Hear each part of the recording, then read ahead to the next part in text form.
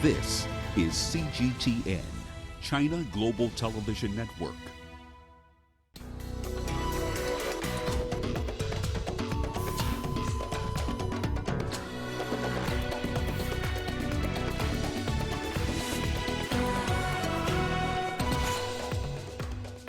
World leaders review progress in combating climate change at the UN Climate Action Summit. Probe begins after a school building collapses, killing a number of pupils in the Kenyan capital, Nairobi. And thousands of tourists are stranded around the world after the collapse of the world's oldest travel firm. Hello and welcome to Africa Live on CGTN with me, Beatrice Marshall, in Nairobi. The details on those stories in just a moment, but first, Rama Nyang with the day's business headlines. Rama. That's right, Beatrice. Here's what's coming up in the course of the hour. Sudan is in talks for a $2 billion loan from the World Bank. And Tanzania slapped 5 banks with $800,000 in fines for breaching anti-money laundering rules. We'll have the details on those stories and lots more from around the continent coming your way in the course of the hour. For now, though, let's start with the latest in current affairs with Beatrice. Rama, thank you. And let's start with the UN Climate Action Summit that has opened in New York. Dozens of countries are scheduled to make announcements on their progress in combating climate change. It comes after a worldwide youth climate strike on Friday, which saw millions of young people demand more action from governments. Addressing the summit, world leaders agreed it was high time for change. Nature is angry, and we fool ourselves if we think we can fool nature, because nature always strikes back, and around the world, nature is striking back with fury. This is not a climate talk summit. We have had enough talk. This is not a climate negotiating summit, because we don't negotiate with nature. This is a climate action summit. The industrial nations are those that have caused global warming as we see it today. The developing countries are those that suffer most from this phenomenon. And this is why, as we, as representatives of the industrialized countries, have the obligation to put our technology, the best of our knowledge and our finances into stopping global warming as we know it. Germany sees its responsibility on the international stage and on the national stage. Internationally, we shall increase our funding for global climate protection from 2 to 4 billion euros compared to 2014. Well, African countries have also been looking for ways to mitigate against the effects of climate change. In Egypt, a group of NGOs has been leading a tree planting campaign. Yasser Hakim has more. They call the initiative We Will Make It More Beautiful. The members are in Masara districts in Helwan Governorate, south of Cairo. They're planting 1,000 trees in this neighborhood. This place where we are standing is a desert area. In a few days, we will make it green. We have students, families and residents here to help us plant trees. We want to encourage the spirit of collective participation and feeling loyal to your neighborhood to keep it clean and healthy. Helwan has been home for numerous cement and steel factories for decades. They have polluted the city, and that's why residents have supported this initiative. It is a wonderful idea. This place was a garbage dump polluting the neighborhood. To transform it like this is really good and gives a lesson to the residents that we can improve our living conditions if we take positive action like this. I read about the initiative on social media, so I brought my kids to plant trees together. In its second year, We'll Make It More Beautiful initiative has been planting trees around the country. We have toured 14 governorates and planted 102,000 trees till now. We planted trees in 8 universities. Our campaign is not just to plant trees, but to also create awareness for residents so that they can nurture these trees and take care of them while they grow. The NGO has also been focusing on children and youth in its campaign. We go to schools and give awareness workshops to children. We name the trees after these children so that the children feel a long-term bond with the tree and learn to preserve it. The campaign continues and the group will be moving to another area soon. They have planted over 100,000 trees so far, and the final target is 1 million trees. Yes, Hakim for CGTN, Cairo. And in South Africa, efforts are also ongoing to find solutions to combat climate change. Angelo Coppola now reports. Citizens increasingly are getting behind the Fridays for Future campaign, and local, regional and national governments are starting to take notice. So as you see in South Africa today, there's extreme pollution, and our world has less than 12 years to fix itself. So unless we actively fight for what's right, there's no future for us. The country's legislators are also beginning to put laws in place to change behaviours and reduce carbon emissions. In South Africa's case, it's taken several years to get the carbon tax regime in place, but it's unlikely to have the desired impact. The carbon tax in itself is part of a mix of measures. Alone, it can give us about 5% reductions of all our carbon emissions, but that's only if we have it at 120. But now we're having it at about 5% penetration or even 10%, and some industries will be paying about 30% penetration. So we're not even close to having at least 2% of the reductions that we would need. Compliance to the legislation and regulations will be critical. Companies will need expert advice to determine their exposure and use processes to manage their emissions and reduce their tax burdens. They're going to have to go one step back first to look at their carbon footprint, to look at where the emission sources are, and then from there to be able to calculate a tax liability. So to attend training, to attend workshops, to engage with specialists in the area. And then it's going to be a bit difficult for them if they haven't engaged with the subject before to be able to submit the returns on their own because they won't know what to submit. The challenge facing the regulators is that many of the businesses that are carbon-intensive users generally pass the cost on to their consumers. Some of the industries, aside from just Eskom, are making sure that we, as the consumers, are paying for the very thing that they're supposed to be paying for. So they're not internalizing the costs. So if businesses are starting to internalize the costs, it's a different situation. The carbon tax has only been part of the business environment for a couple of months now, but already they are starting to see some changes, and hopefully those changes will lead to bigger savings in terms of carbon usage and emissions. I'm Angelo Coppola for CGTN in Johannesburg, South Africa. Well, let's cross over now to Johannesburg. Thabo Sibeko, an environmentalist and climate expert from Earthlife Organization in South Africa, is joining me live from South Africa. Thabo, thank you for joining us on Africa Live. Let's start off with where Africa is when it comes to effects of climate change. In what major ways, though, have the effects of climate change impacted African countries?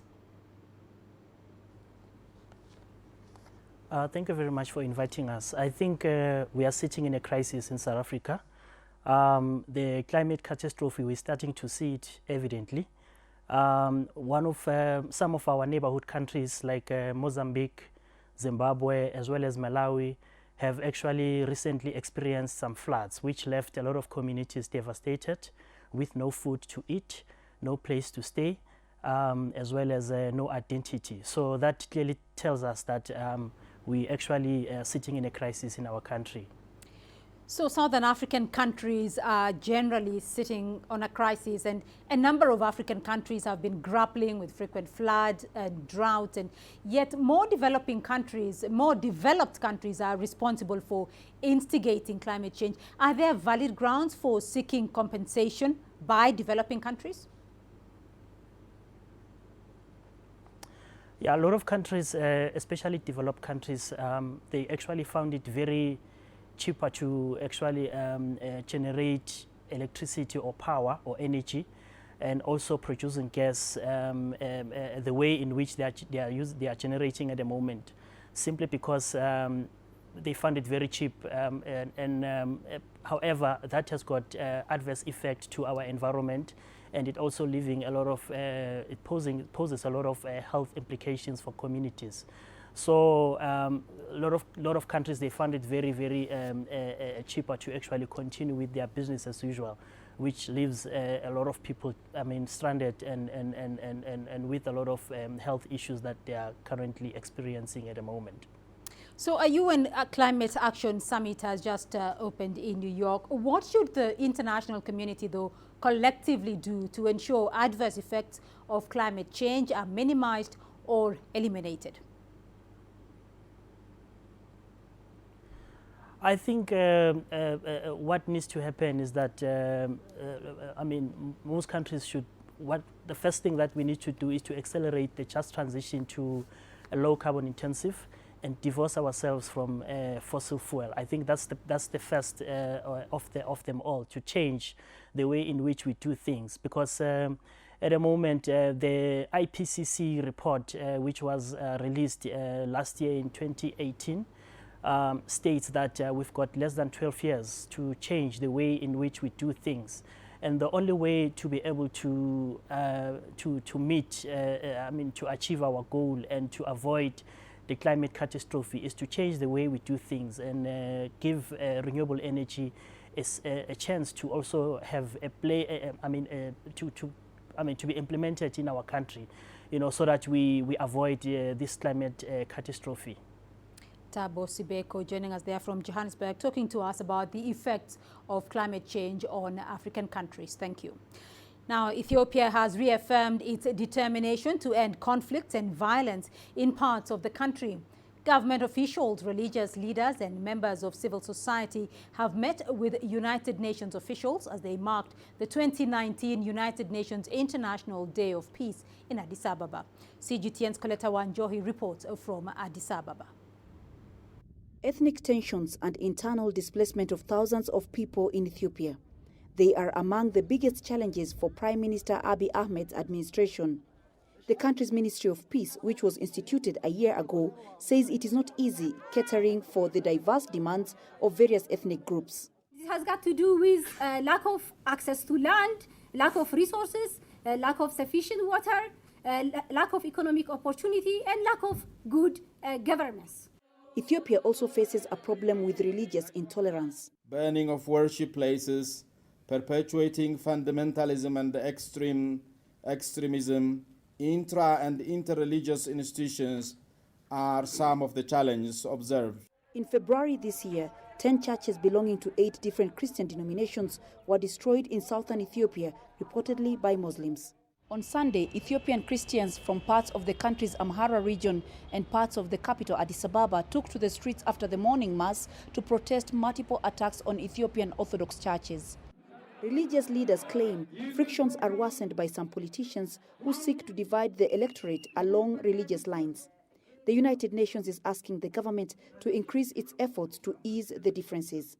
If we respect each other's right to be different and view diversity as a strength, not a weakness, irrespective of where we come from, the ethnicities we represent, the languages we speak, the faiths and traditions we hold dear, the history we have, and the ideas and opinions we espouse. If we can look at this diversity as a strength, we can build a strong culture of peace. Prime Minister Abiy Ahmed's government is banking on its reforms to bring peace. For this to succeed, he must promote unity among regional governments. But this is already an uphill task, as 11 administrative zones are now asking to be given autonomy and form their own regional governments. Coletta Wanjohi, CGTN, Addis Ababa, Ethiopia. You're watching Africa Live, still ahead on the program.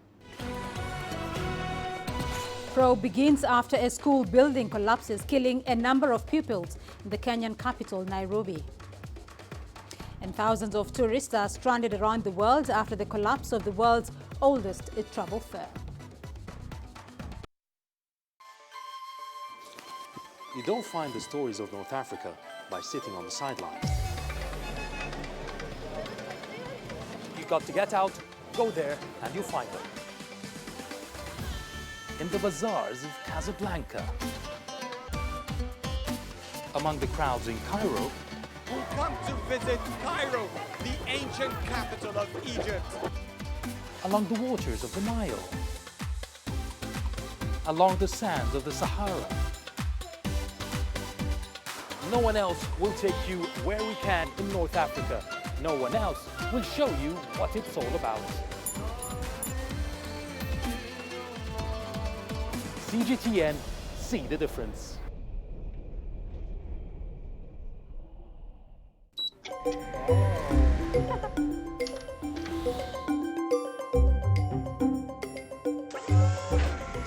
I've learned how to code in a simple way. Together with other young people, we're able to make this difference.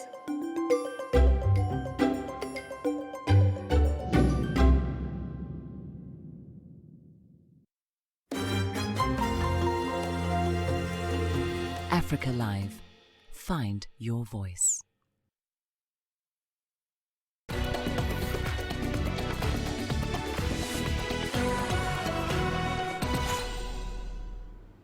The Kenyan government has formed a multi-agency task force to investigate the deaths of more than 5 pupils in a primary school located in a Nairobi suburb. The pupils were killed after the roof of their classroom caved in on Monday morning. Here's Daniel Arap Moy with more on that story. The school, which is mainly constructed using wood, fire mesh and iron sheets, serves pupils from poor families in this Nairobi suburb. The roof of one of the classrooms caved in. We have regrettably lost 7 young lives to this morning's incident that occurred at around 8 a.m. as the learners in classes 5 to 8 were starting their morning lessons. She was our top performer in the school, index number 1, and just turned 14 years. It is very painful. 64 pupils have been receiving treatment and the school has been closed for 4 days to pave way for investigations. The investigative team, whose members are drawn from Kenya's Ministries of Education and Interior, together with local leadership and the Kenya Red Cross, is expected to report back to the Kenyan Education Minister. Daniel Arap Moy, CGTN. Thomas Cook, the world's oldest travel firm, has announced it is filing for bankruptcy. China's Fosun Group, which led a last-ditch bid to rescue the company from bankruptcy, failed, said it was disappointed that the British travel firm had not been able to find a viable solution for its proposed recapitalization. Hundreds of thousands of holiday makers have been stranded around the globe. Thomas Cook said it would work with the British government to bring more than 150,000 customers back home over the next 2 weeks. The move looks set to be Britain's largest ever peacetime repatriation effort. Nawid Jabakil has more.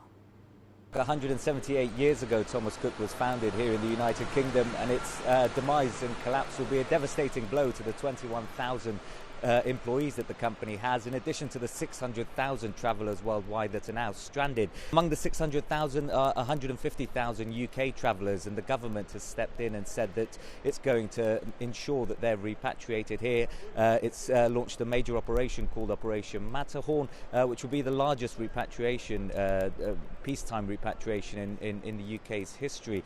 In terms of the collapse of the company, I mean, it was facing several issues, industry-wide issues, short-term issues like oil prices rising recently, as well as Brexit uncertainty, which the company blamed for its collapse. But there are also a lot of its own problems as well. It had debts of $2.1 billion, which it was really struggling to keep up with those payments. Fosun, which is its largest shareholder, owns about 18% of the firm, stepped in to try and ensure it could push through a rescue deal, but those talks failed late last night. This morning the company's collapsed. As you can see behind me, passengers here still coming to terms, although here at Gatwick, the desk, which we've been to, the Thomas Cook desk, is actually not that busy, and that's because the government has, that's because the Civil Aviation Authority, the government body which regulates travel here, has warned people not to bother turning up because the planes will be grounded. Well, many tourists have been affected around the world, and for those in Egypt, let's get more from our correspondent Yasser Hakim. Is live for us from Cairo. Yasser, an operator for Thomas Cook says thousands of bookings have been cancelled in Egypt. What do we know about the situation in Egypt? Yes, according to the Thomas Cook agent here in Egypt, 25,000 bookings have been cancelled. Those bookings were supposed to cover the winter season, which is up until April from around October. And obviously this has been cancelled from Thomas Cook. Those are Thomas Cook clients that were supposed to be traveling to Egypt during that period. At the moment, as we understand, there's around 1,600 British tourists linked to Thomas Cook who are in Egypt, and now we should be awaiting news on how they would return back home after finishing their trip in Egypt. And there's also obviously a lot of confusion and waiting to see what the next step will be, who will replace Thomas Cook, all the reservations and the holiday goers, especially in the winter season that begins in October. How will they be traveling to Egypt if they will not have their usual supplier, which is Thomas Cook, for their trips? So it is kind of a time where the authorities here are waiting to understand the effects of such a change in the tourism sector, not just in the UK, but it will affect the tourism sector in Egypt. So yes, 25,000 bookings is quite a large one for Egypt. Going forward though, how devastating is the collapse of Thomas Cook likely to be on the Egyptian tourism sector?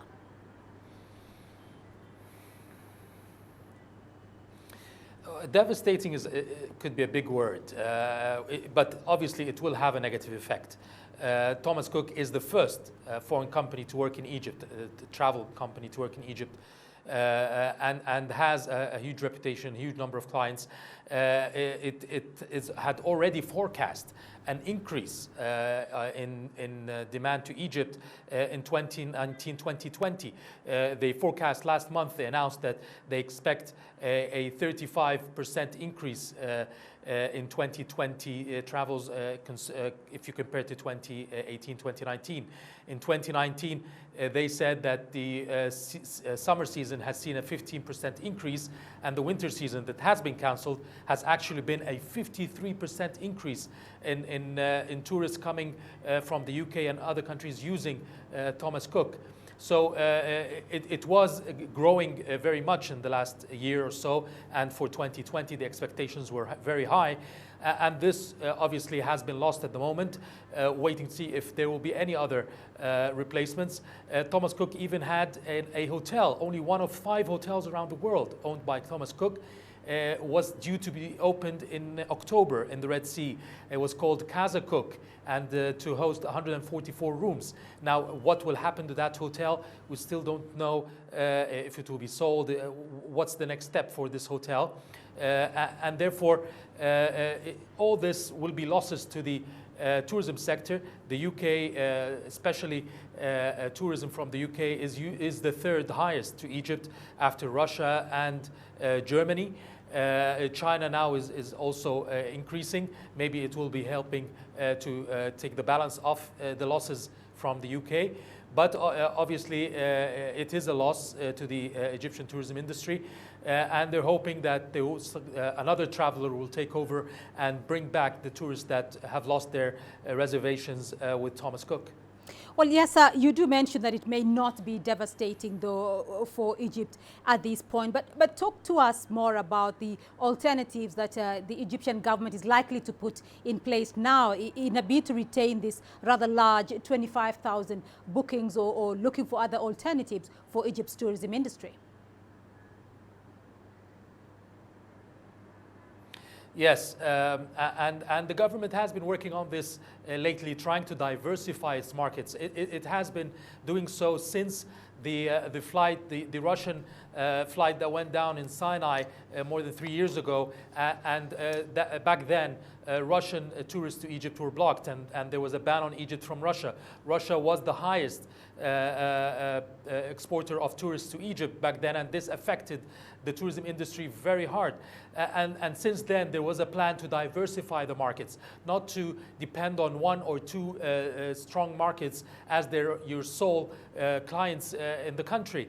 And therefore, so when there is a political issue, there's some kind of destabilization or something like that's what happened in Thomas Cook, you have other markets to help you out.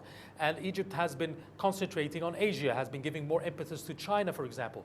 There has been giving more impetus to India. There's also the African market that is gradually increasing, though not as strong as the Asian. And then the East Europeans as well. The Ukraine has been increasing its presence in Egypt as tourism.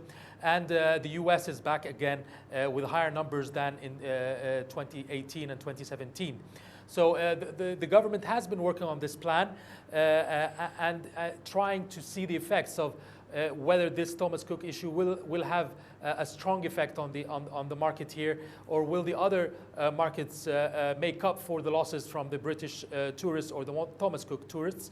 And you have to remember that Thomas Cook also brought tourists from Germany, not just from the UK. So there's also, and this is one of the reasons why Thomas Cook has been making a lot of losses, the online reservations, the new social media type of reservations, and easier access to book your tickets, your flights, your traveling plans through online. And the government has also been putting more emphasis on this to try to market and sell Egypt's product online and not just depend on travelers such as Thomas Cook. So there is an array of plans to try to diversify your sources of tourism, your sources of revenue from tourism, and your marketing and sales apparatus for the tourism industry. And this issue and what happened in Thomas Cook will give us an indication whether this plan has succeeded or will succeed to make up for any losses or not. Yasser Hakim joining us there with that update from Cairo. Thank you. Meanwhile, in Tunisia, the Ministry of Tourism says a number of British tourists have completed all checkout formalities and managed to successfully depart from the North African country despite the ongoing crisis. Here's CGTN's Adnan Chauchi with more on that story. The Tunisian Federation of Tour Operators has denied that British tourists staying in one of the hotels in the resort city of Hammamet were prevented from leaving their hotel to head to the airport. The hotel management had requested 30 British tourists to wait a while before leaving the hotel, so as to verify that their travel agent, Thomas Cook, had indeed paid for their stay. Authorities are monitoring the situation closely. The collapse of Thomas Cook is viewed by Tunisian professionals as a catastrophe that will have a negative impact on the country's tourist sector. The ministry and tourism professionals are trying to minimize the impact of this catastrophe that will certainly ruin many tour operators. The state and its foreign partners in the UK and other countries must find an urgent solution. The president of the Tunisian Federation of Hotels warned against the bankruptcy of some hotels, which could cause thousands of layoffs during the autumn season. The collapse of the world's oldest travel firm, Thomas Cook, will hit this vital sector in the next few days. The firm owed Tunisian hotels more than $66 million. Hundreds of hotels depended on this season's revenue to keep their doors open. Now, their future is uncertain. Tourism employs over 1 million people. It is the pillar of the Tunisian economy and the first source of foreign exchange. The Minister of Tourism, René Trabelsi, declared that his departments are working in cooperation with professional federations, especially travel agencies, to devise a strategy to avoid any problem or blockage, in particular as regards the departure of tourists after their stay in Tunisia following the collapse of Thomas Cook. Adnan Shawishi, CGTN, Tunis. Retired U.S. astronaut Don Thomas has been visiting South Africa to help inspire the next generation of space explorers. His visit coincided with the 50th anniversary of Neil Armstrong's historic landing on the moon. CGTN's Julie Shire met up with Don Thomas and filed this report. Don Thomas was 6 when the first astronauts went into space, and he dreamed of doing the same. It took 4 agonizing tries before he was accepted by U.S. space agency NASA. His first mission was in 1990, 4 years after the ill-fated Challenger exploded after takeoff. I was 39 years old and I'm heading to space and I'm screaming inside my helmet, go, go, you know, because it was just such an exciting moment. 8.5 minutes later, the engine shut down. It's perfectly quiet and we're in space. And then every hour and a half, you're orbiting the Earth, seeing new sights. From the top of Mount Everest to the Great Barrier Reef to the Amazon rainforest. Thomas spent 44 days in space and went around the Earth 692 times in 4 trips. He's now in South Africa to inspire what he terms the Mars generation. The minimum requirements for an astronaut in the United States was a 4-year university degree in the math, science, engineering, or medical field. So it won't be just professional astronauts going to space. It'll be something available for space tourism. Everybody will be able to have an opportunity to go up. So hopefully we'll get some South Africans up there. In 25 years from now, NASA plans to send the first humans to Mars. These children could be the next generation of scientists, engineers, and astronauts that could make that journey possible. After hearing his story about how many times he was rejected and everything, it just gave me hope, because I've had a lot of people tell me, like, oh, you're not going to make it, or you're too short to be an astronaut, you know. Like, after hearing his story, like, it's just giving me so much hope.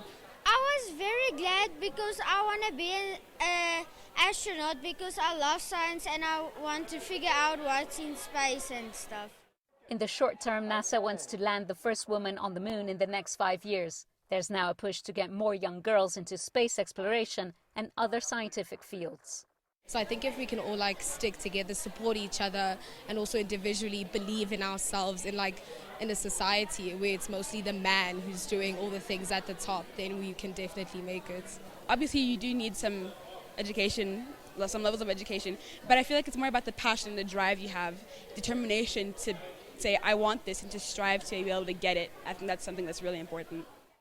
Space exploration has come a long way since Neil Armstrong landed on the moon 50 years ago, but Africa is yet to send its first astronaut into space. There's hope that could change if this generation works hard and aspires to reach for the stars. Julie Shara, CGTN, Johannesburg, South Africa.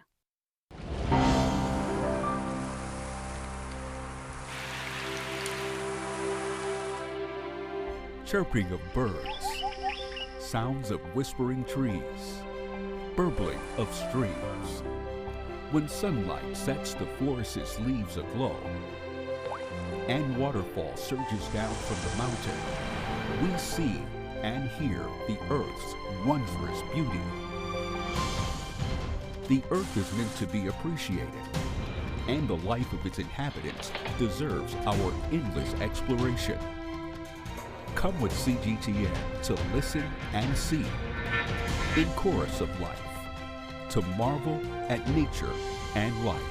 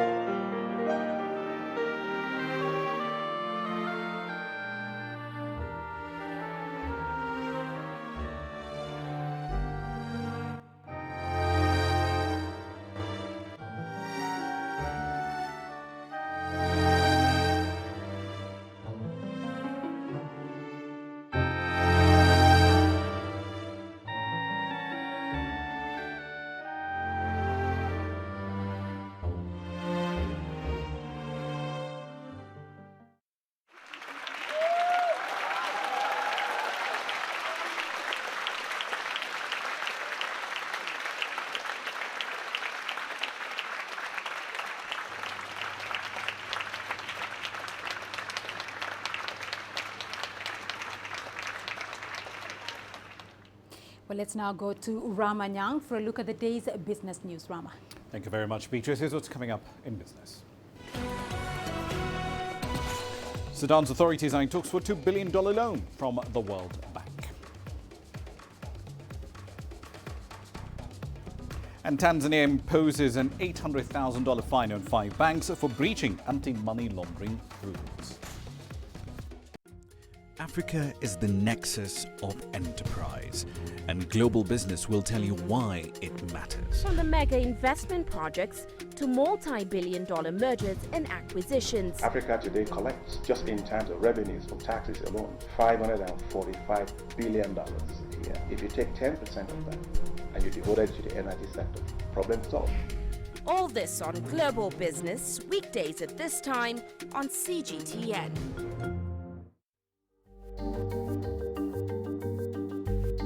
Africa Live.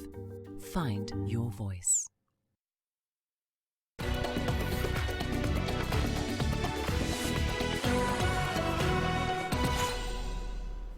Welcome back. Let's start in Sudan. The country's Prime Minister Abdallah Hamdok is planning to appeal for funds from the World Bank.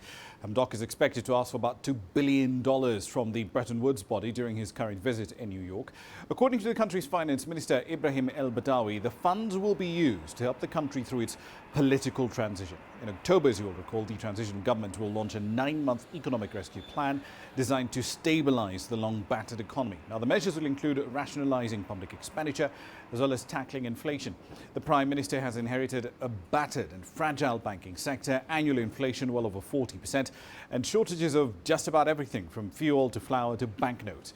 Sudan's new premier had earlier said he would need as much as $10 billion in aid just to cover the country's import bills and stabilize the economy.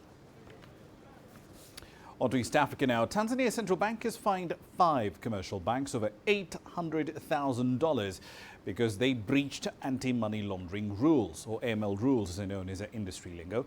This is part of the latest of a series of moves aimed at tightening regulation in the financial sector. I&M Bank had the biggest fine of the lot, nearly $300,000. Kenya's Equity Bank came second, $252,000 was its fine. Habib African Bank, $76,000, and ABC, the African Banking Corporation, had a fine of about $63,000. The regulator gave these banks 3 months to essentially implement various AML measures, including taking disciplinary action against all members of staff who are involved in opening implicated deposit accounts contrary to Tanzania's Know Your Customer requirements. Oil theft is still an enormous problem in Africa's biggest single oil producer. And now Nigeria's National Economic Council says the situation has reached a critical point. Here's CGTN's Deji Badmus with the latest.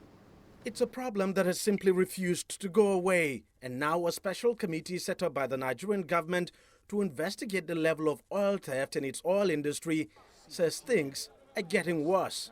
22.6 million barrels of crude oil, valued at approximately $1.35 billion, was lost during the first half of this year. And that if this situation is not contained, by full year we would have lost in excess of $2.7 billion. For a country that is really struggling with its revenue, it's a massive loss. And this is despite several efforts by the government at checking oil theft. The committee revealed that the country's oil pipelines are usually the major target, including some of the major export lines. The governance structure of the pipelines is such today that no one is held accountable whenever there are breaches and when these losses occur. That the slow and inadequate prosecution of thieves, despite numerous arrests and seizures, have continued to encourage this menace. That the absence of petroleum products filling stations in most of the oil-producing communities around the Niger Delta make them resort to illegal bunkering and illegal refineries. Some of these findings are actually not new. The challenge is that the oil thieves always seem to be one step ahead of every solution thrown at the problem so far. There is a need to restructure the maintenance and ownership of all pipelines as a way of tackling the perpetrators of crude and other products. That we should have a legal framework that will ensure that criminals are duly prosecuted, imprisoned, and their assets confiscated. That there should be special courts to try offenders and also have a special legal task force to coordinate the prosecution of arrested offenders, as well as train special judges to handle cases of oil theft. The police has now been charged to further increase security around the country's oil pipelines and ensure the oil theft is stopped. But most experts say the only way to decisively deal with the issue of oil pipeline vandalism is to deploy a high-tech surveillance system, something the government has not managed to do so far. Perhaps this latest report by the committee would compel it to act along that line. Deji Badmos, CGTN, Lagos, Nigeria.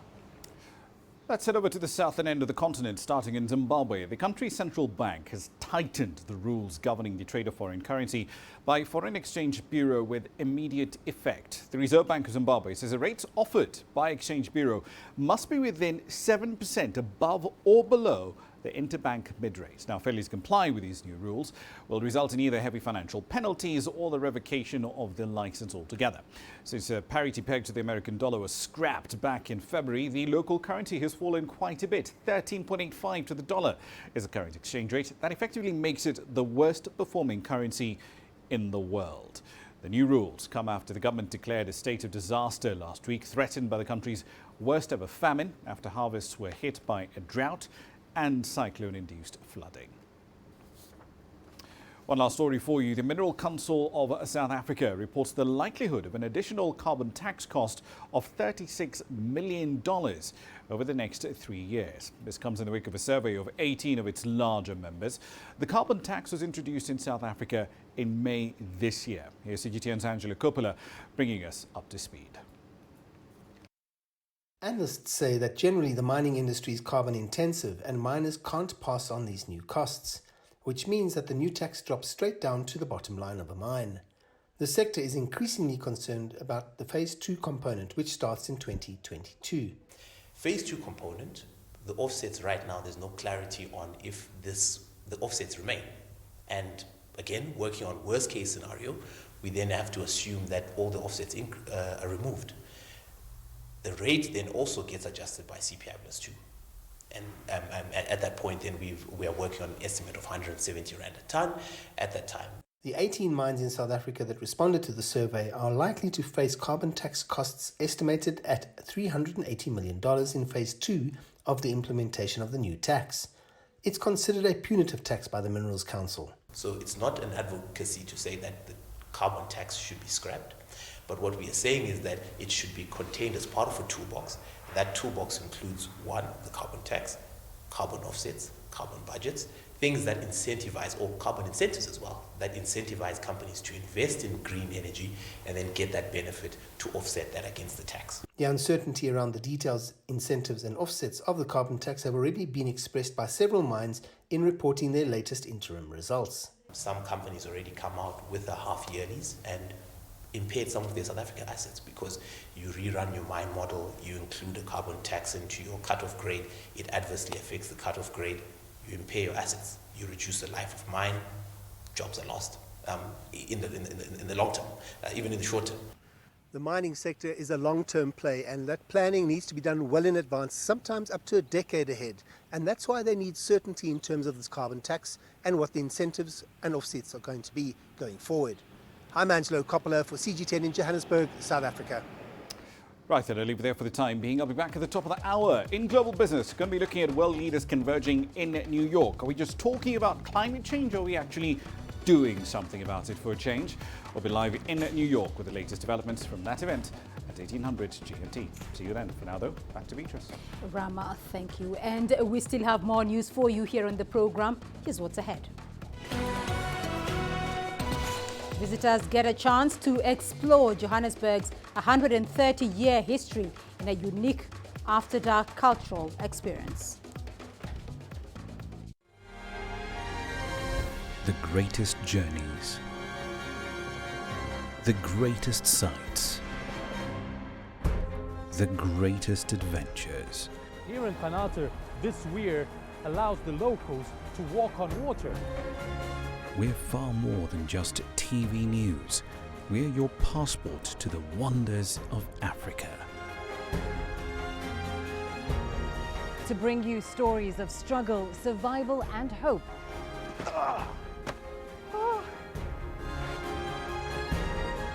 So let's explore.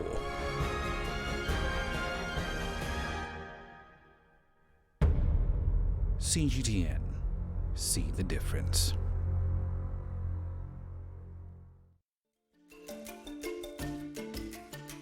Africa Live. Find your voice.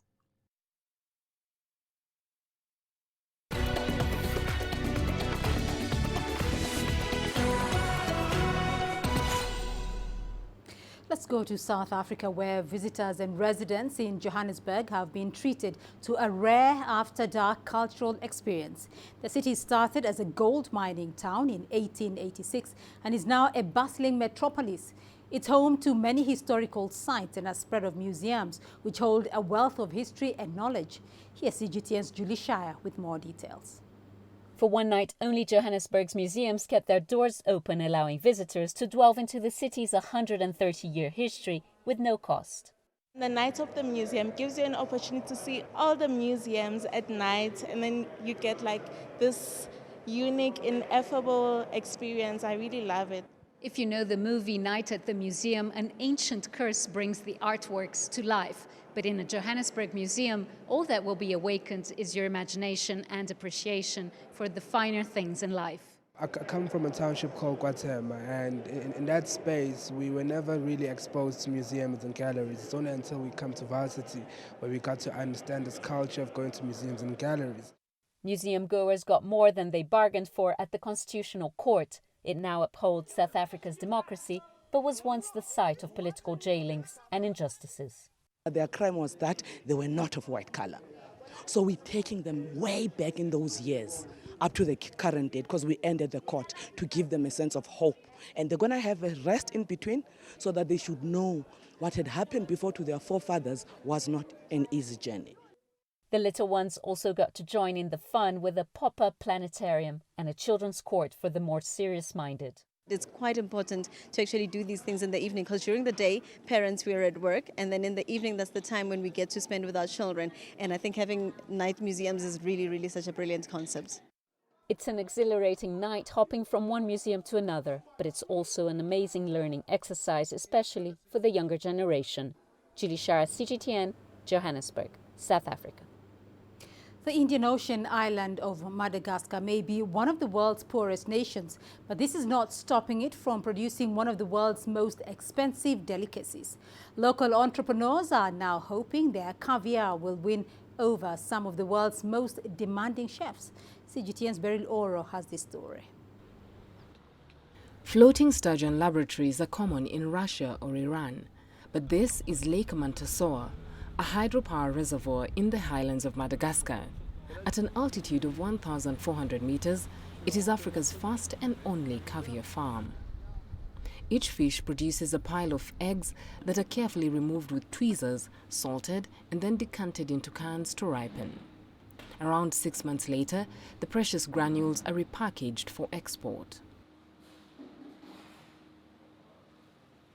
Jérôme Bastide slides an ultrasound wand under the sturgeon's underbelly to extract the eggs.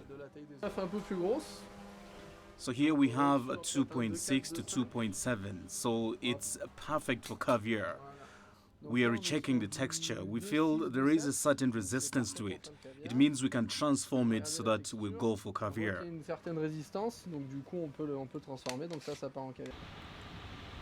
With the world's fourth highest rate of chronic malnutrition, Madagascar is an unlikely source for a luxury food that fetches upwards of $773.78 per kilogram in plush French restaurants.